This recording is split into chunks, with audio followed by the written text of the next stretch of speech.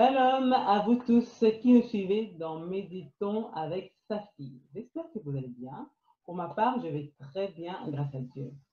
Aujourd'hui, nous allons continuer notre petite série du thème qui a pour titre l'Église et l'argent.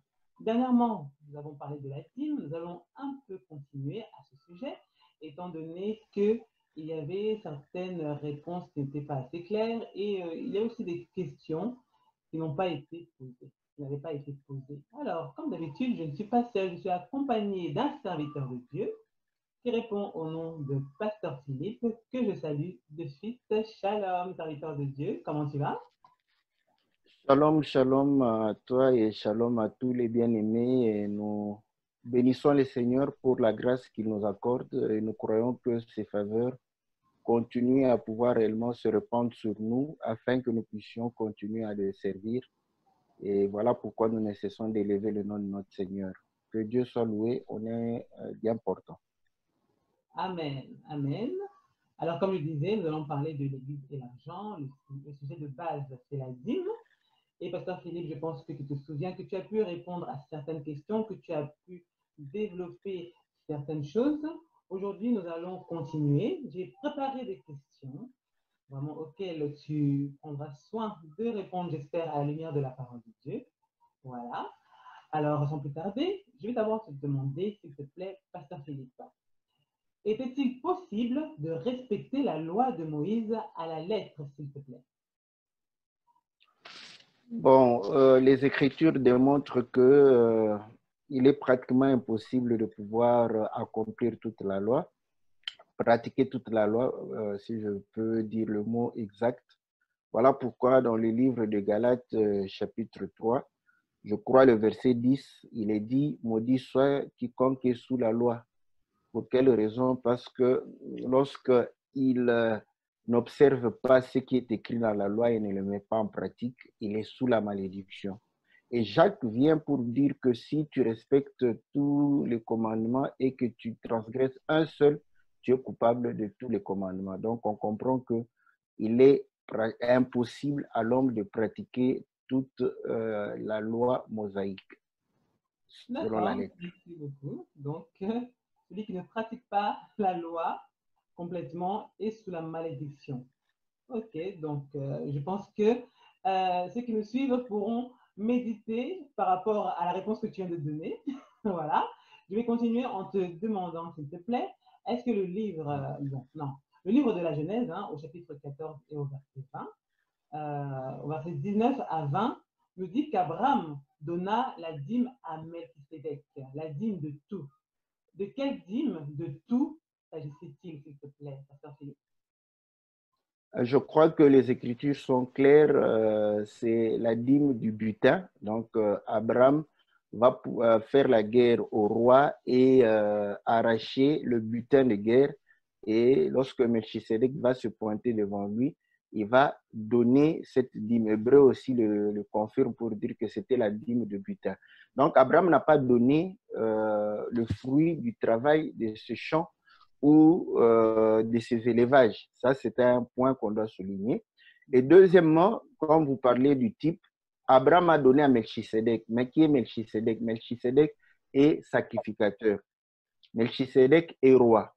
En tant que sacrificateur, Abraham donne la dîme des dîmes. Parce que quand on lit dans la loi, Nombre chapitre 18, vous verrez que le sacrificateur reçoit la dîme de la main des Lévi. Voilà pourquoi Hébreu va pouvoir dire que quand Abraham donnait, c'est comme Lévi a donné par Abraham. Parce qu'à ce moment-là, Abraham est comme Lévi en train de donner à Melchisedec. Donc, c'est la dîme des dîmes. Quand Melchisedec reçoit ça comme étant sacrificateur. Maintenant, comme il est roi, dans 1 Samuel chapitre 8, vous allez voir que le roi prélevait la dîme, n'est-ce pas, sur le peuple. Donc, nous comprenons que Melchisedec comme roi, Abraham lui donne la dîme comme tout un peuple qui est en train de pouvoir donner la dîme au roi. Donc, voilà ce qu'était la dîme d'Abraham. C'était la dîme du butin. Ça représentait la dîme des dîmes. et c'est à représenter la dîme du peuple au roi.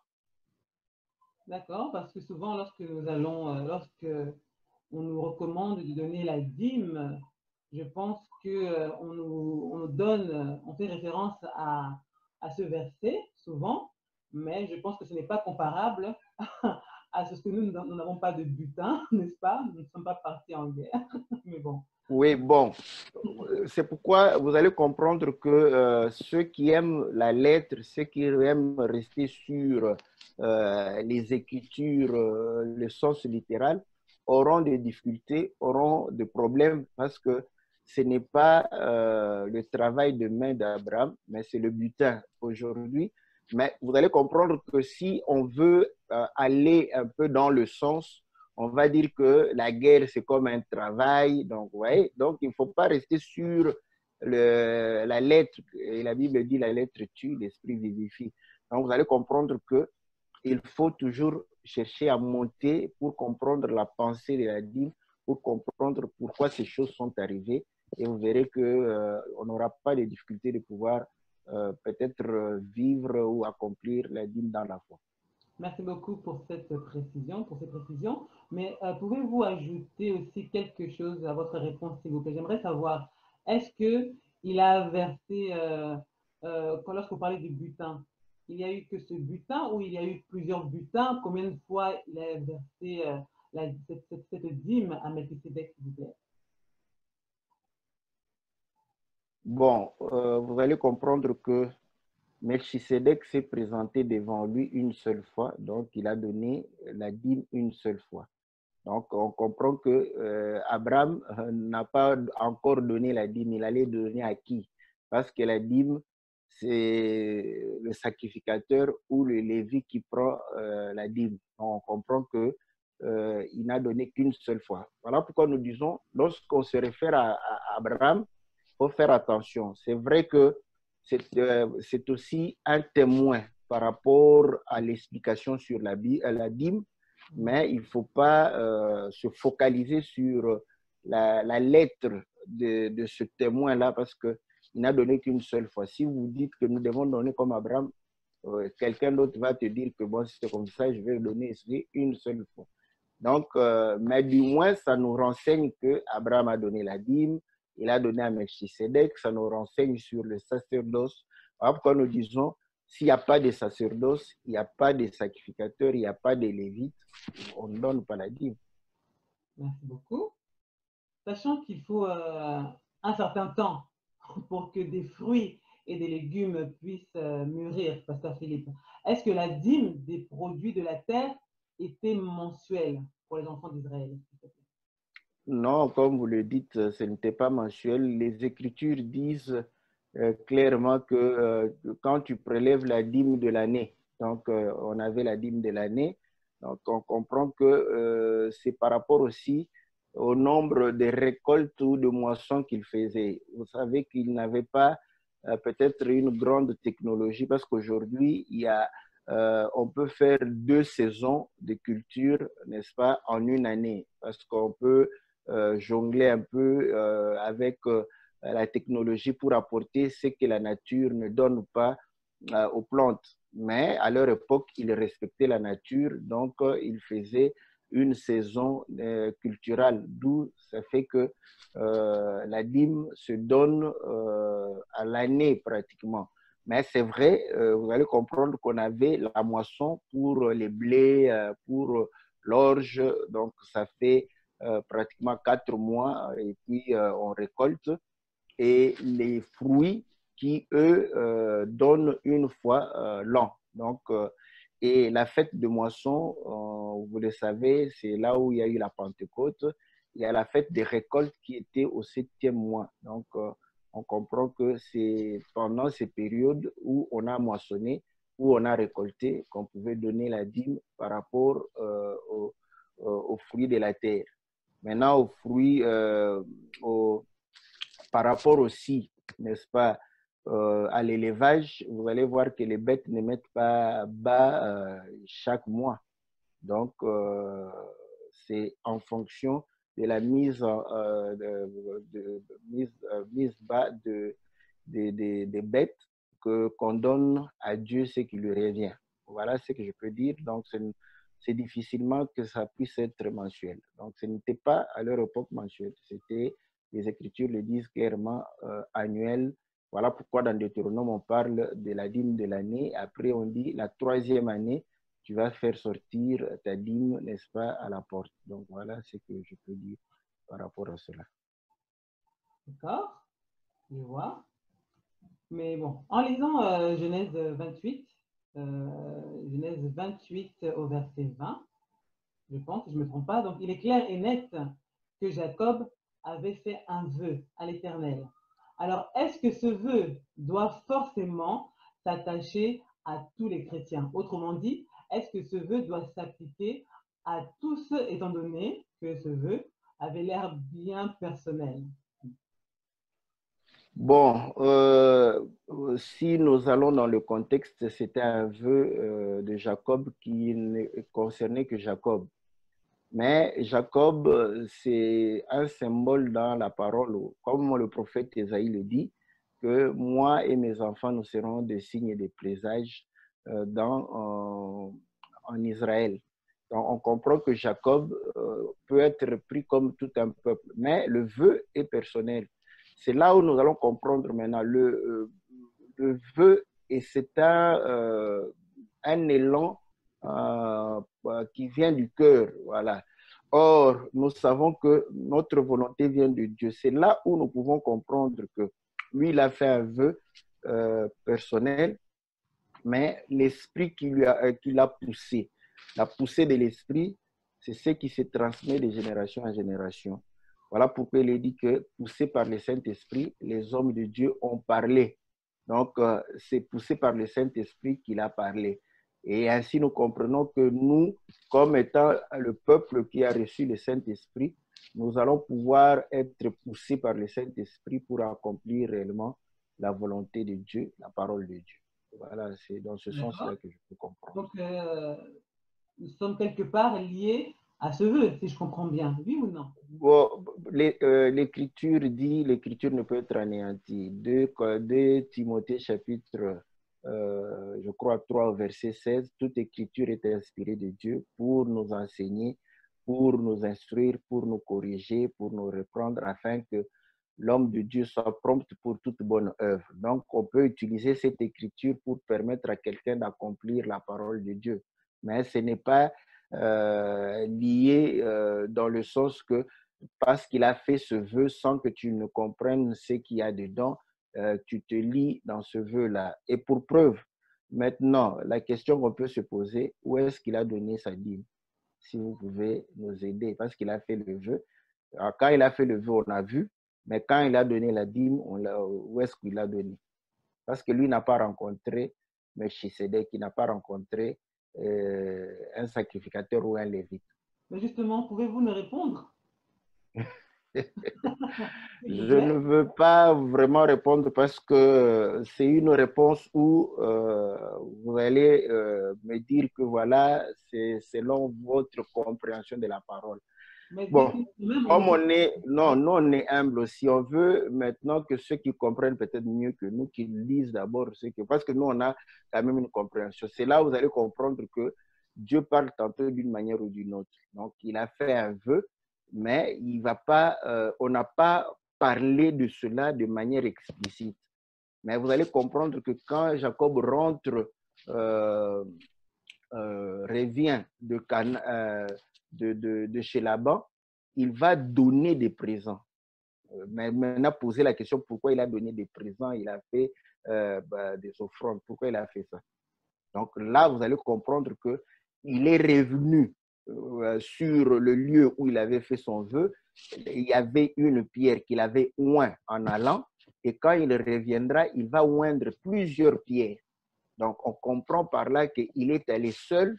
Et là-bas, quand il va revenir, il va pouvoir devenir une multitude et il va oindre plusieurs pierres. Donc, je vais lire le verset. hein? Je vais quand même lire le verset en question, donc Voilà. par rapport à la question que je viens de poser, par rapport au vœu de Jacob. Donc, c'est dans Genèse 28, au verset 19 à 20, où il est écrit: Il donna à ce lieu le nom de Bethel, mais la ville s'appelait auparavant Luz. Jacob fit un vœu en disant, si Dieu est avec moi et me garde pendant ce voyage que je fais, s'il me donne du pain à manger et des habits pour me vêtir, et si je retourne en paix à la maison de mon père, alors l'Éternel sera mon Dieu. Cette pierre que j'ai dressée pour monument sera la maison de Dieu, et je te donnerai la dîme de tout ce que tu me donneras.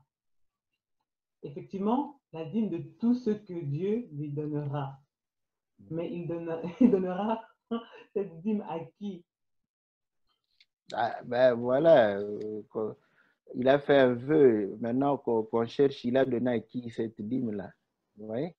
Donc, c'est là où vous allez comprendre que rester sur la lettre de la dîme, les gens vont se casser les dents.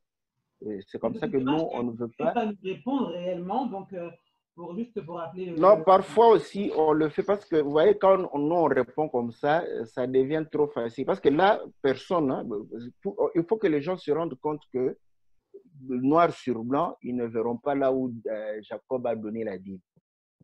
Mais est-ce qu'il a menti? Parce que quand vous ne tenez pas le vœu, vous vous attirez une malédiction. Effectivement. Alors, maintenant, voilà. Maintenant, cette écriture est utilisée pour pousser les gens à pouvoir réellement accomplir leur vœu. Mais lui-même, Jacob, montre-moi où il a accompli son vœu. Bon, comme vous l'avez dit, nous, est-ce que le peuple est lié? Oui, bon, on se dit, bon, on est lié. Si on est lié comme Jacob, on fera comme Jacob. On a fait le vœu et vous ne verrez pas là où on a accompli le vœu. Ah là là. Donc, pour ceux qui veulent faire la lecture de ces versets, Genèse Oui, bah bon, 28, que Dieu fasse grâce, on pourra répondre ça plus tard. il n'y a pas de Parce souci. qu'on donnera après, parce que si je donne maintenant, quelqu'un va dire, oh non, mais c'est ça. Nous voulons écouter sa réponse, peut-être qu'il va nous aider, peut-être qu'on est dans l'erreur. Donc, mais nous, on s'est posé la question de savoir où Jacob a donné sa vie. D'accord. Donc, chers téléspectateurs, chères téléspectatrices, je vous laisse méditer sur les versets en question. Donc, c'était Genèse, chapitre 28, versets 20 à 22. Voilà. Pour continuer, Pasteur Philippe, pouvons-nous supposer que les serviteurs ou les servantes de Jacob ou encore d'Abraham donnaient leur dîme, s'il te plaît, sans oublier leur épouse, bien entendu, sachant que Rachel était bergère, d'après la parole de Dieu, d'après la Bible. Bon, en tout cas, l'Écriture ne le dit pas et vous allez comprendre que l'Écriture dit que la dîme a été donnée à cause du sacerdoce. Vous voyez? Maintenant, là, on ne voit pas le sacerdoce qui est établi de manière explicite. Voilà pourquoi on n'en parle pas. Ils allaient donner à qui? Voilà, donc on ne doit pas raisonner sur les Écritures. Si l'Écriture s'était, nous nous taisons aussi. Donc, ils n'ont pas donné la dîme. Voilà pourquoi nous disons Abraham a donné une seule fois. Isaac, on n'en parle même pas. Donc, Jacob, il a fait le vœu. Voilà, maintenant, ceux qui étaient chez Laban, lui, on lui a donné le salaire. Donc, eux, ils travaillaient dans le compte de Laban. Ouais. Donc, à ce moment, nous comprenons qu'aucune écriture ne prouve à suffisance que ces serviteurs ou Rachel ou Léa qui étaient bergères ont payé la dîme quelque part. Lui-même, d'abord, nous venons de pouvoir poser la question. Où est-ce qu'il a payé la dîme en faisant le vœu? Apprenez-nous parce que nous avons aussi besoin d'apprendre.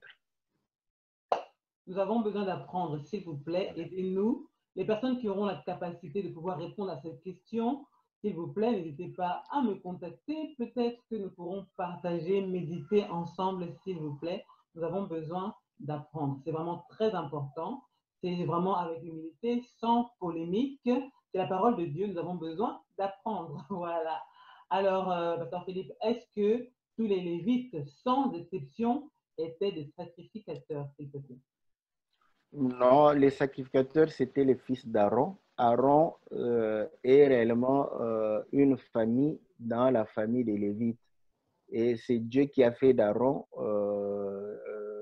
réellement des sacrificateurs. Donc, à ce moment, nous comprenons. Par contre, l'assertion doit être contraire. tout sacrificateur est lévite parce que tout sacrificateur vient de la famille, de la tribu de Lévi.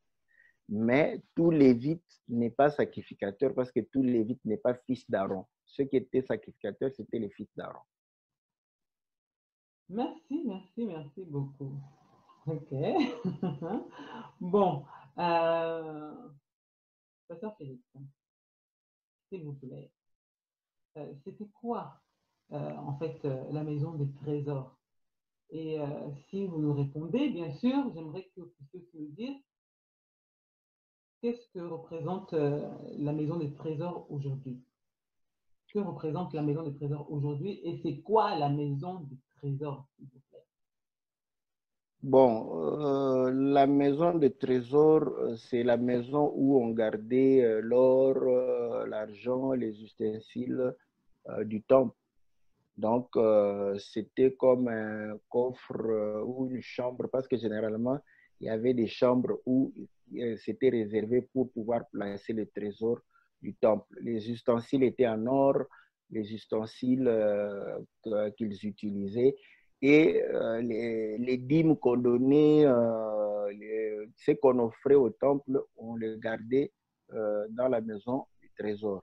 Il y avait une maison du trésor dans le palais royal, et il y avait une autre maison de trésor dans le temple. Et le roi gardait ses trésors, ses richesses dans sa maison royale. Voilà pourquoi Ézéchias, je crois, lorsqu'il va guérir de la maladie, on va lui envoyer des messagers pour pouvoir le réconforter. Il va montrer à ces messagers toute la richesse qui était dans la maison de trésor de son palais et dans la maison de trésor, n'est-ce pas, du temple.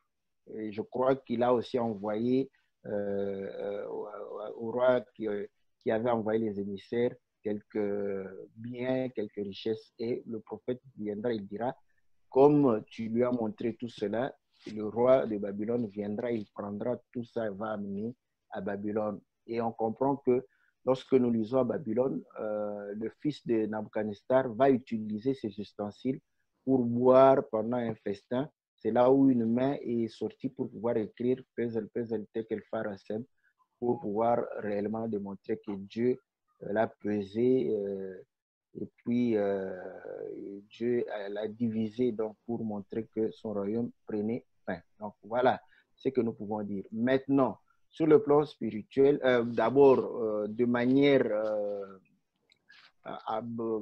pragmatique, on peut dire ceci, que voilà, aujourd'hui, c'est comme la caisse de l'Église. Voilà, c'est la caisse de l'Église ou bien voilà, l'intendance de l'Église.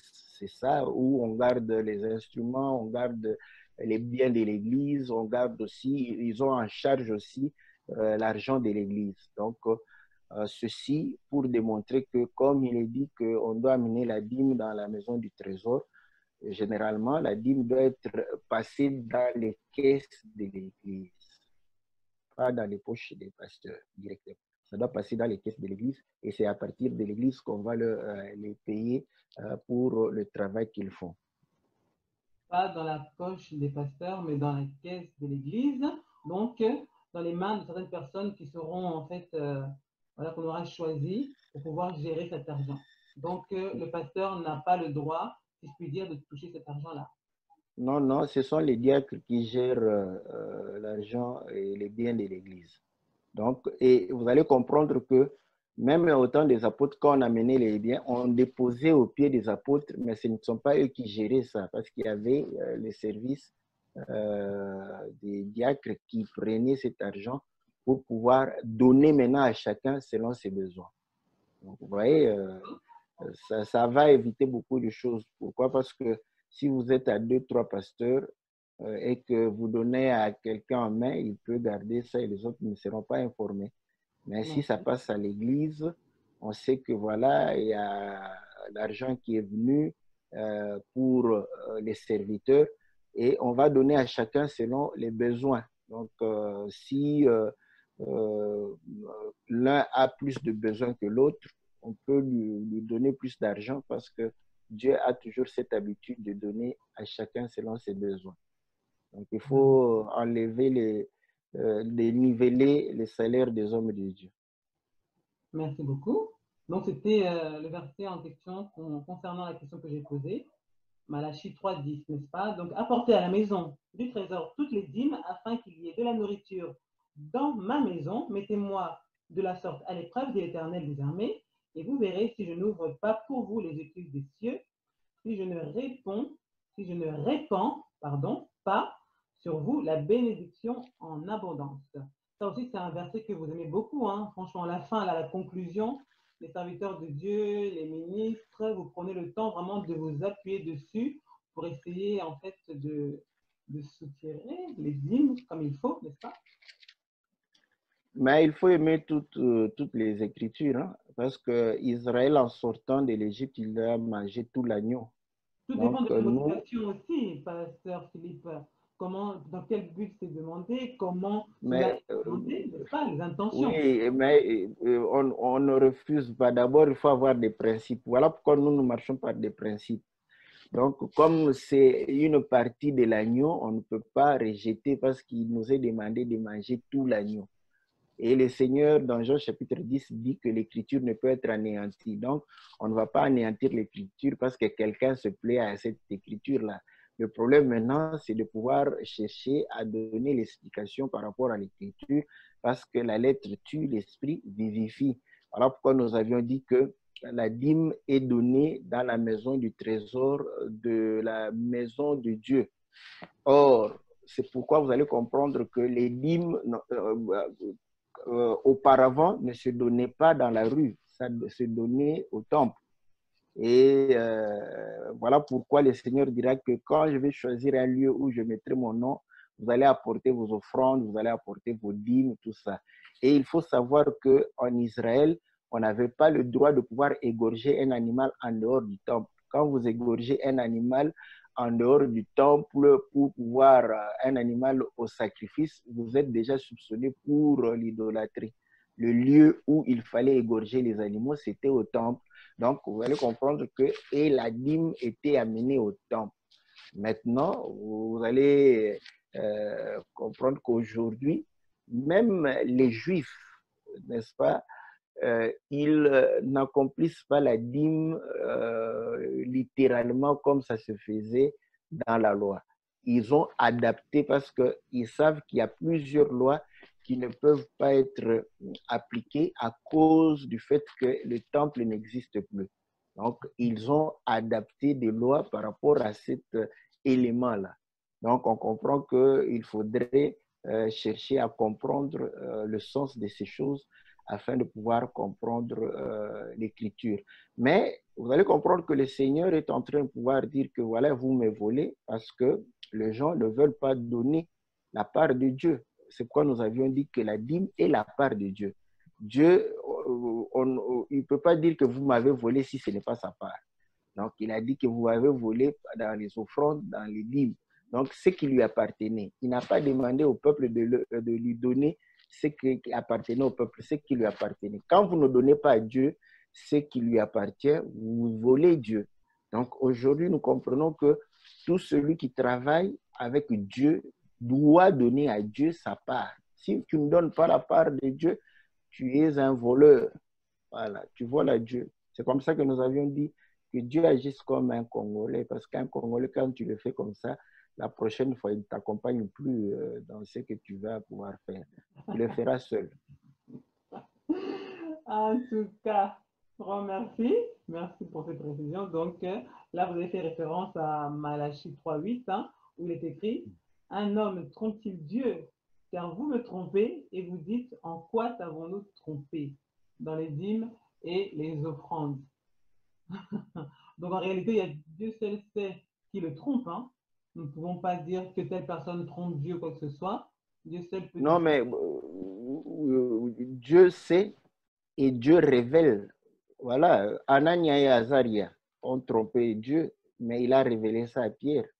Donc, vous allez comprendre que ce qui se passe dans le cœur de l'homme, Dieu le met au dehors. Et c'est ce qu'il dit, c'est de l'abondance du cœur que la bouche parle. Et lorsque nous disons cette écriture, ce n'est pas le fait de parler comme ça. Il dit que quand vous mangez, ce n'est pas ce que vous mangez qui vous suit, mais c'est ce qui sort de votre bouche qui va vous souiller. Mais qu'est-ce qui sort de la bouche? C'est ce qui est entré par les oreilles. Vous voyez? Pourquoi? Parce que c'est ce qui vient qui entre dans le cœur. Et c'est à partir de l'abondance du cœur que la bouche parle. Mais écoutez maintenant les éléments qui vont étaler. Il dit ce qui suit l'homme, c'est quoi? C'est l'adultère, c'est le vol. Mais généralement, si vous allez chez les musulmans, quand quelqu'un vole, on ne lui coupe pas la bouche, on lui coupe la main. Vous voyez? Donc, vous allez comprendre que il dit ce qui sort de la bouche, c'est le vol. Donc, mais chez les musulmans, ils vont te couper la main. Donc, nous comprenons que le geste de la main sort de la bouche, c'est un parler.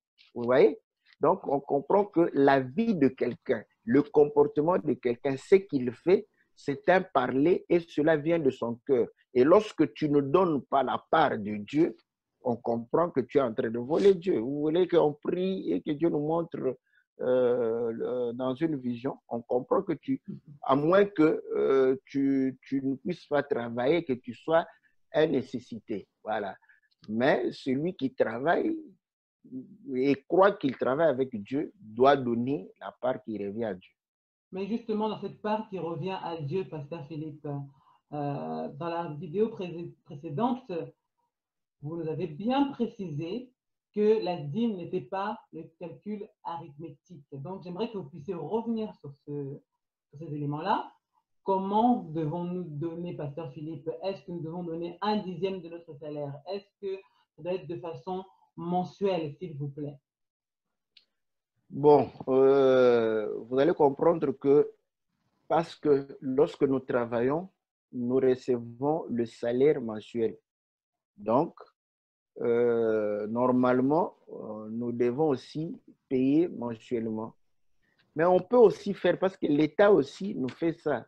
L'État nous paye, mais aux États-Unis, je crois, les indépendants, même ici en Europe, quand ils travaillent, c'est à la fin de l'année qu'on lui demande la part de l'État. D'où viennent les taxes? Ça vient de 1 Samuel chapitre 8, parce que le roi, c'était une autorité politique. Voyez?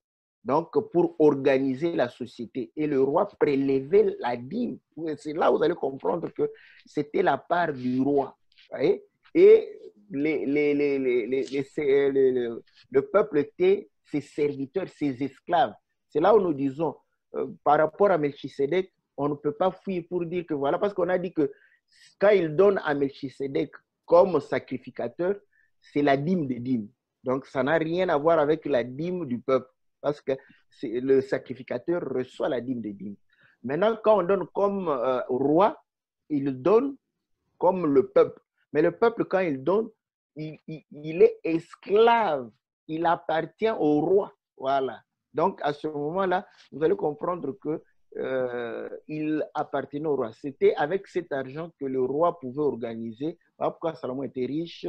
Il organisait, il soutenait, il organisait la société. C'est pour ça qu'aujourd'hui, au Congo, beaucoup de pasteurs sont riches, en Afrique ou autre. Bon, c'est normal, oui. C'est normal qu'ils puissent être riches dans ce sens-là. Donc, comme on était en train de pouvoir dire que tout ceci doit nous amener à comprendre pourquoi nous donnons. Nous donnons une part, n'est-ce pas, de nos revenus pour témoigner à Dieu que nous avons travaillé avec lui. Et ce témoignage n'a pas besoin de pouvoir se poser nécessairement sur la lettre de la loi. Voilà pourquoi la Bible dit que ceux qui veulent réellement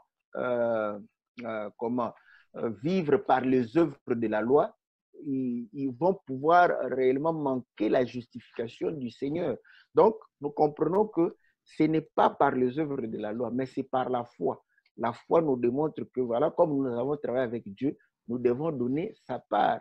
Et cette part, comme on l'a dit, ça ne peut pas être arithmétique quand on est spirituel. Donc, voilà, maintenant, si quelqu'un décide de rester arithmétique, on ne va pas, parce que c'est par, on répète, poussé par le Saint-Esprit, que l'on comprend. Voilà pourquoi Anania, si Anania et Azaria avaient dit, voilà, Anania et Saphira, ils avaient dit que voilà, nous allons donner une partie, nous allons garder une partie. Peut-être que les autres allaient dire, OK, c'est votre choix. Avant même de vendre, pour dire non, on veut vendre, mais nous, on veut donner une partie et garder une partie. Mais eux-mêmes, vous voyez, eux-mêmes se sentaient, si nous donnons une partie, tous les autres donnent tout. Donc, ils ont voulu faire semblant de pouvoir faire comme les autres. Donc, Dans les choses. en réalité, il ne faut pas être hypocrite, il ne faut pas essayer de Voilà. faire comme les autres et tromper Dieu de la sorte aussi. C'est une façon de tromper Dieu aussi. Ça veut dire que la personne qui décide de donner un cinquième de son salaire a le droit. Parce que n'est-ce pas que la Bible nous dit qu'il faut donner sans contrainte, Pasteur Philippe? Oui, selon ce que je comprends et je crois, moi, pour moi, il donne ce qu'il Dieu lui met à cœur, mais il doit donner parce qu'il a travaillé avec Dieu. D'accord, la personne donne ce que Dieu lui met à cœur. Ça veut dire que si la personne a à cœur de donner un sac de riz, un sac de pommes de terre, une voiture, des chaussures, la personne donne ce qu'elle veut. Donc le pasteur n'a pas le droit de refuser non plus, n'est-ce pas? Bon, pourquoi tu vas refuser ce qu'on te donne? Tu n'as pas le droit. Mais quand vous parlez comme ça, on parle de travail. Vous travaillez avec Dieu, n'est-ce pas? Quand vous parlez de voiture, tout ça, c'est que vous avez gagné beaucoup d'argent. Hein, parce que une voiture coûte à peu près 20 000, 30 000 euros. Donc, c'est que peut-être vous avez gagné au-delà de 20 000, 30 000 euros. Voilà. Donc, voilà, si vous avez fait une activité qui vous a rapporté 100 000 euros et que vous achetez, vous dites que voilà, bon, ma part ici, quand vous voyez que le pasteur ou les hommes de Dieu n'ont pas de véhicule, c'est un besoin. Parce que vous n'avez pas offert, le pasteur a des véhicules, toi tu amènes encore un véhicule. Vous voyez qu'à ce moment-là...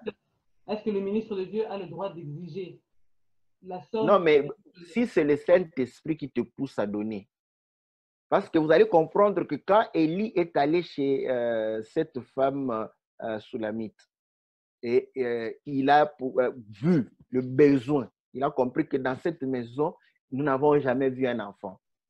Ouais? Donc, Élie propose quelque chose qui lui manque. C'est la même chose. Quand c'est poussé par le Saint-Esprit, Dieu sait. Il sait que comme le pasteur n'a pas de véhicule et que c'est nécessaire pour l'œuvre de Dieu, il va toucher quelqu'un pour pouvoir lui donner le véhicule. C'est comme ça que ça se passe. C'est le Saint-Esprit qui contrôle tout. Maintenant, si le pasteur n'a pas un lieu pour habiter, comme cette femme va dire que nous allons faire la chambre haute pour que cet homme ici, parce que la femme a vu le besoin de cet homme, il manque un endroit pour prier, pour méditer. C'est comme ça elle a fait une chambre haute. C'est comme ça que les choses de Dieu se passent. Donc, on ne va pas commencer à dire, il faut donner ceci, vous donnez par rapport, quand vous êtes poussé par le Saint-Esprit va vous toucher pour donner ce qui est nécessaire pour celui qui vous enseigne la parole ou ceux qui vous enseignent la parole. Donc, il est malsain d'intimider le peuple de Dieu à donner en exigeant une certaine somme ou certaines choses. Si j'ai bien compris. OK. Ce n'était pas la nature de Jésus. Vous avez déjà vu Jésus agir de la sorte, obliger les gens à pouvoir donner. Il n'a jamais agi de cette sorte. Et pourtant, ils avaient une caisse, on donnait. Mais maintenant, regardez comment il s'est comporté, mais les gens donnaient. Vraiment. Pasteur Philippe, dans Galates 2, Galates chapitre 2 et au verset 10, il est écrit ils nous ont seulement recommandé de soutenir les pauvres, ce que j'ai eu soin de faire. N'est-ce pas? Je pense que c'est l'apôtre Paul qui parlait. Y a-t-il réellement des ministres aujourd'hui qui prennent soin des pauvres? Bon, quand il dit comme ça, c'est un homme de Dieu, on l'a recommandé où? Dans l'Église. Donc, parce que les ministres sont en train de pouvoir conduire, orienter l'Église. Donc, en fait, en réalité, il voulait dire parce que l'Église prenne la charge des démunis. Et c'est ce qu'il a fait. C'était sous son impulsion que là où il est parti, on a pris. C'est tout à fait normal que l'Église puisse prendre soin de ses démunis. Donc, c'est comme dans le pays prend soin de ses démunis. Donc, l'Église est aussi un pays, donc il doit prendre soin de ses démunis. Donc, voilà. C'est à la responsabilité, l'orientation des hommes de Dieu, parce que les hommes de Dieu, sont les conducteurs. Donc, c'est l'homme de Dieu qui doit orienter de telle sorte qu'on puisse soutenir ceux qui manquent, ceux qui ont besoin du soutien. Mes frères et sœurs, vous qui nous suivez, donc je pense que vous avez eu le temps de suivre certaines réponses du serviteur de Dieu. Si vous fréquentez une assemblée et que vous ne comprenez pas certaines choses, prenez le temps quand même de poser les questions au ministre de Dieu. Je pense qu'ils sont là pour répondre à nos questions, n'est-ce pas? Il ne faut pas être gêné, il faut vérifier les Écritures. Si on ne comprend pas quelque chose, il vaut mieux poser les questions que rester silencieux, ne rien comprendre et agir avec des murmures ou autres. Donc voilà, la meilleure des choses, c'est de poser des questions. Vous avez des doutes au sujet de l'argent, des caisses de l'Église, vous ne savez pas où va l'argent, qui gère l'argent, posez des questions. Voilà. Pasteur Philippe. Oui, j'allais dire aussi, concernant aussi les pauvres, hein, n'est-ce pas? Moi, je pense que, bon, je ne pense pas, mais c'est vous qui allez nous répondre. Est-ce que l'Église a le droit de soutenir des personnes qui sont en difficulté, par exemple, concernant des problèmes de papier, concernant des personnes qui n'ont pas d'argent pour se marier ou des problèmes vraiment de loyer ou autres, hein, des choses bon, pour se nourrir. Oui, Est-ce que l'Église a le droit de sortir de l'argent dans les caisses pour aider ces personnes-là? l'Église a le devoir de pouvoir soutenir les frères et sœurs qui sont en difficulté, parce que c'est comme ça que vous allez comprendre que quand l'Église de Jérusalem était en difficulté, les autres églises ont envoyé de l'argent, des offrandes pour les soutenir. Donc, c'est le devoir de l'Église. C'est le devoir de l'Église. Donc, mes frères et sœurs, vous avez des problèmes, n'hésitez pas à aller voir les ministres. Vous avez des problèmes à la préfecture, vous avez besoin de payer certaines choses. Si l'Église a les moyens, je pense que le serviteur de Dieu, le ministre en question, le leader, fera en sorte de pouvoir subvenir aux besoins de ceux qui ont besoin d'acheter à manger, besoin de se marier, besoin de quelconque chose. Vraiment, n'hésitez pas à consulter vos leaders sans gêne, sans honte. Tout ça avec humilité et sagesse. Oui, c'est bien, mais il faut que le peuple sache que si l'Église, dans sa maison de trésor, il y a du trésor, ils seront soutenus. Mais Amen. s'ils ne donnent pas c'est comme ça, vous voyez, l'homme blanc compris cette solidarité. C'est quoi? Ceux qui travaillent, ceux qui ont des moyens, ils payent les mutuelles, ils payent tout ça, voilà, pour soutenir ceux qui n'en ont pas. C'est la même chose. Il ne faut pas aller, parce que quand il s'agit de l'argent, cet argent ici n'est pas spirituel. L'argent, la monnaie physique. D'où l'intelligence physique doit jouer là-dessus. Voyez? Donc, si vous ne donnez pas parce que vous êtes fâché contre les hommes de Dieu, ça ne sert à rien, parce que vous connaissez déjà la réponse. Quand vous viendrez, on va vous dire qu'on n'a pas encore payé le loyer de l'église, on n'a pas encore payé l'électricité. Mais lorsqu'il y en a beaucoup, vous pouvez, quand vous êtes en difficulté, vous pouvez recourir. C'est vraiment ça. C'est comme une banque. Voilà, vous donnez, il vous sera donné. C'est le principe. Mais quand vous ne donnez pas, vous voulez recevoir, vous aurez aussi des problèmes. Donc Vraiment. voilà, il faut que chacun puisse comprendre qu'il y a plus de joie de donner que de recevoir. Donc, Amen. Amen. Un verset très important. Vraiment, il y a plus de joie à donner qu'à recevoir. Chers leaders, chers ministres, chers tous, chers tous, parce que ce verset-là s'adresse à tous. Donc, Pasteur Philippe, s'il vous plaît, il y a plus de plaisir à donner qu'à recevoir. Donc, donnez, s'il vous plaît, donnez. Bon, et ils le recevront quand ils seront en difficulté, c'est ça. amen. Gloire à Dieu. Pasteur Philippe, est-ce que ce n'est pas un risque, franchement, quels sont les risques encourus lorsqu'un ministre impose la dîme selon la lettre et voilà, quels sont les risques encourus par le ministre lui-même et les risques encourus par le peuple de Dieu aussi? Parce que vous avez parlé aussi tout à l'heure de Ananias et Oui, Saphira, tout ça. oui. Mais quand on impose, quand les choses sont imposées, donc on est en dehors de l'alliance que Dieu a établie avec l'Église.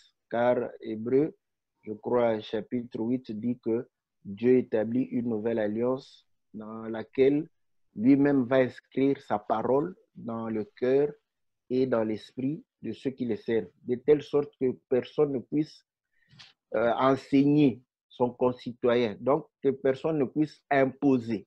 Donc l'imposition, nous comprenons que c'était la loi imposée. Voilà pourquoi les gens aiment la loi, parce que la loi impose. Mais les résultats de l'imposition de la loi, on connaît, personne n'a été sauvé avec ça. Donc on comprend que la grâce, elle s'impose par l'esprit, la loi s'impose par la chair. Donc, voilà toute la difficulté. C'est comme pour dire aux gens de ne pas voler, de ne pas faire l'impudicité, de ne pas mentir. Ça, on nous l'a dit depuis qu'on était enfant. Chaque maman a dit dire cela à ses enfants, que voler n'est pas mauvais. Pourquoi les gens continuent à voler, à mentir? Parce que c'est une imposition. Mais lorsque le Saint-Esprit, n'est-ce pas, habite en toi, ça ne sera plus une imposition. Personne ne va t'imposer. Toi-même, tu comprendras que tu n'as plus la nature de voler. C'est là la même chose. Pour donner, il faut avoir, c'est un don. Le donner, c'est un don. Donc voilà. Donc, il faudrait par contre prêcher, comme Paul disait, afin que je puisse vous communiquer quelques dons.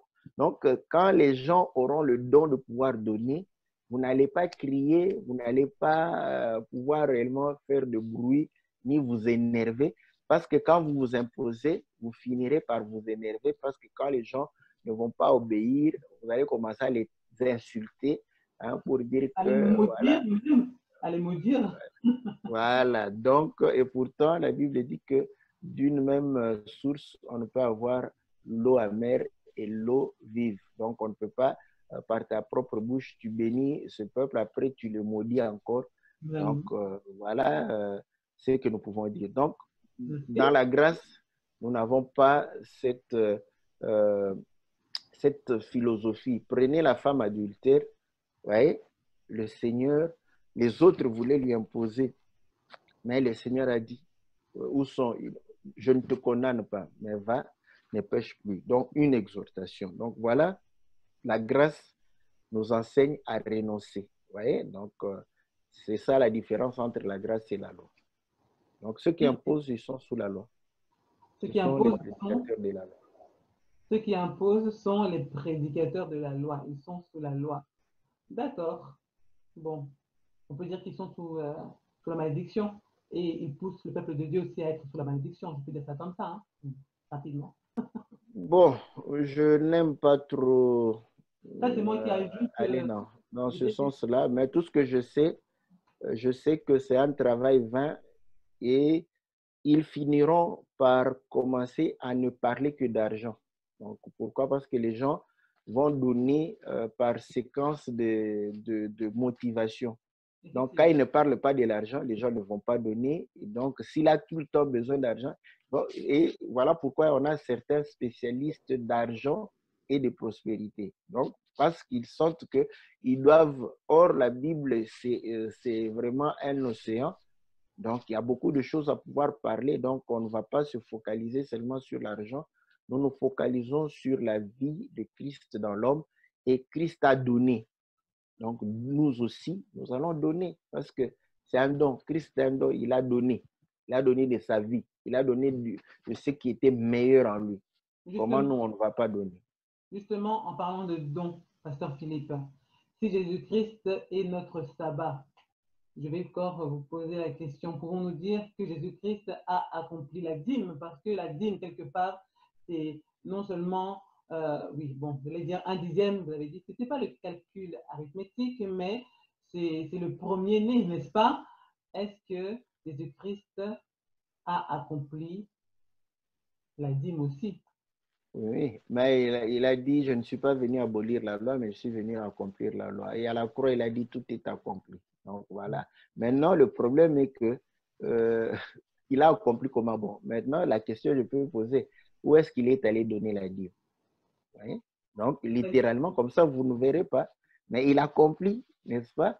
D'où vous allez comprendre qu'accomplir dans le sens du Seigneur, ce n'est pas euh, exécuter littéralement la loi. C'est pourquoi nous avions pris le cas du sabbat où littéralement, il ne fallait pas porter des charges. Mais lui, il a fait porter une charge le jour du sabbat. Il a dit au paralytique, prends ton lit et marche. Vous croyez qu'il ne savait pas pourquoi il lui dit, mais aujourd'hui, si on fait un tel miracle, on va dire que ce lit, c'est un lit de malédiction, laisse-le. C'est comme si tu prends ta malédiction, tu l'amènes encore. Tu es déjà guéri, tu es sorti de ce lit, laisse le lit parce que c'était le lit de la paralysée. Mais lui, il a dit, prends ton lit et marche. Donc, vous allez comprendre qu'il y a beaucoup d'enseignements parce qu'il faut marcher avec le lit. Il faut que nous puissions revenir à ces choses-là, si Dieu le permet vraiment. Je vais essayer de méditer à ce sujet concernant aussi le fait de savoir où Jacob avait donné sa dîme. Il est parti voir Laban. Jésus-Christ s'est donné, n'est-ce pas? À qui s'est-il donné? Bon, nous allons voir cela dès que possible. Je pense que nous avons terminé. Je ne sais pas si j'ai une dernière question. Non, je pense que je n'en ai pas. Peut-être que vous pouvez conclure quelque chose rapidement, très brièvement, s'il vous plaît, en quelques secondes. Non, nous disons, parce que quand nous disons que Jésus accomplit la dîme, parce que la dîme fait partie de la loi. Quand il dit, je suis venu accomplir la loi, donc on ne doit pas avoir peur de pouvoir, on doit le dire avec certitude qu'il a accompli la loi, parce qu'il est le vrai sens même de la loi. C'est pourquoi nous avions dit que Jésus est la dîme même, parce que la dîme, la pensée de la dîme, c'est la partie, n'est-ce pas, qui représente, on peut le dire en français, on peut le dire, une partie où découlent les autres, une partie qui représente le tout, un qui représente le tout. Voilà. Donc, c'est ça le Seigneur. Il est la partie qui nous représente nous tous.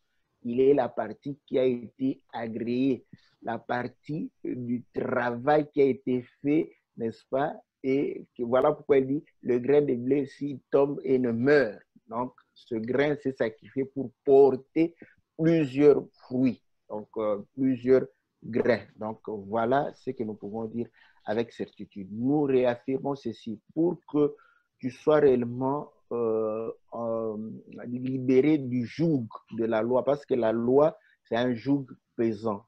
Vous voyez, quand vous avez cette conception de la loi, c'est comme ça que vous n'accomplissez pas la loi. Quand vous avez la conception spirituelle des choses, vous allez comprendre que c'est trop facile de pouvoir accomplir. Vous travaillez avec Dieu, vous lui donnez sa part. Simplement, quand quelqu'un comprend ces choses, on ne va pas pouvoir réellement. Si tu crois que tu travailles seul, ne donne pas, parce que toi, tu travailles seul.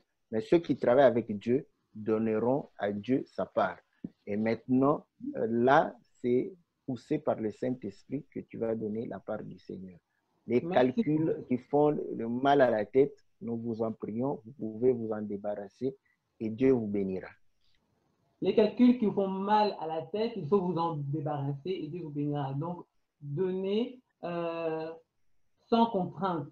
Voilà, donnez ce que vous voulez sans contrainte. Parce que je pense que, si j'ai bien compris, celui qui donne avec contrainte ment aussi à Dieu, ne donne pas comme il faut, n'est-ce pas? L'Éternel nous recommande de donner sans contrainte. Donc, vraiment, sortez les calculs de la tête comme le serviteur de Dieu a pu dire. Moi, pour ma part, à partir d'aujourd'hui, je ne verserai plus ma dîme parce que je crois fermement que le Seigneur Jésus-Christ a payé sa dîme pour moi, a payé ma dîme une fois pour toutes. Voilà. Donc, là, lui, il a payé.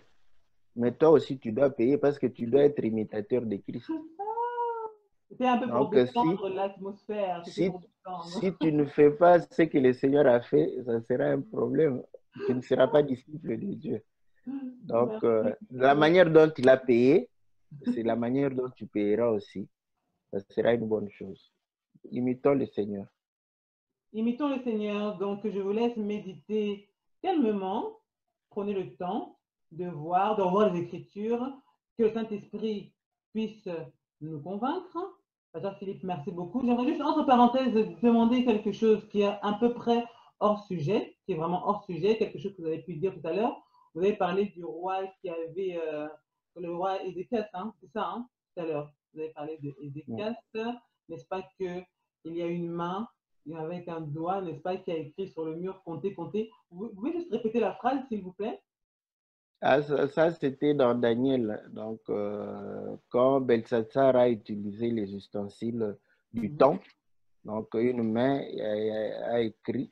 Bon, je l'ai dit en araméen, mais je peux le lire en français.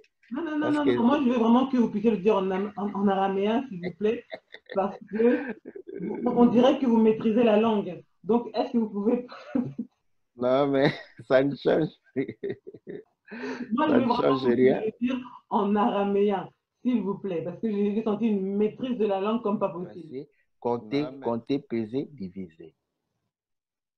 Peser, peser, tekel, farase. Merci, Pasteur Philippe. Merci beaucoup. Je voulais vraiment entendre cette langue que vous avez l'air de maîtriser. En tout cas, merci à vous tous de nous avoir suivis. Voilà, c'était pas le roi Ézéchias, moi j'ai dit Ézéchias, c'était Belshazzar. J'arrive Belshazzar. jamais à prononcer, son prénom. Voilà, merci, merci beaucoup. Vraiment, n'hésitez pas à nous poser des questions, n'hésitez pas à vous abonner à la chaîne Méditons avec Safi. J'espère que vous avez été édifiés, mes frères et sœurs. Donc voilà, prenez le temps de méditer, pas de polémique, avec amour, avec paix. N'hésitez pas à poser des questions à vos leaders parce que, Pasteur Philippe, je pense que la dîme vraiment n'est pas vraiment enseignée dans les assemblées. Voilà, il faut vraiment prendre le temps d'enseigner ces choses-là au peuple de Dieu. Et c'est un sujet, on en parle depuis des années et des années. On n'obtient pratiquement jamais de réponse claire et nette, mais bon, c'est pas grave, que Dieu nous fasse grâce vraiment de pouvoir comprendre ces choses comme il faut avec l'aide du Saint-Esprit. Alors, à très bientôt. Pasteur Philippe, je te dis au revoir et merci encore d'avoir accepté mon invitation. Amen. Amen. Au revoir à vous tous.